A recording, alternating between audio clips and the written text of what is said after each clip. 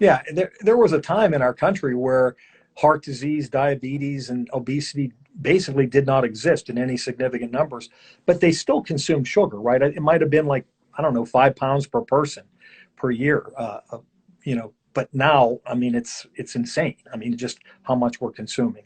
And that's the problem, right? It's that excess, not just excess, it's just an extraordinary amount of excess. But if you can be judicious, if you can moderate some, you can still have these things like coconut sugar is on our approved list, but we're just telling people to just moderate.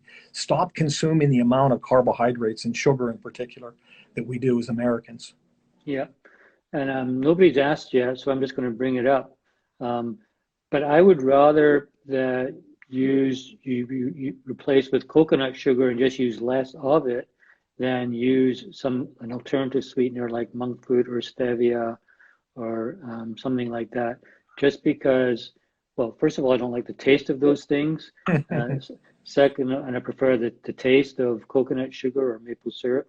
And I'd just rather use it, but use less of it. We also just don't know what the long-term effects of some of these substances are Yeah. in Just the kids. fact that they create so much gastric upset for a lot of people to me, that's a big clue. Yeah, well, that's because most of them are just non-absorbed. Right. They do their job. They provide sweetness without the calories. How do they do that? Many of them aren't absorbed, so they just sit in the gut and ferment and cause dysbiosis and alter the gut microbiome. Yeah, and there's even some evidence that some of them are driving insulin levels without the sugar, that's a recipe for big problems with excess insulin.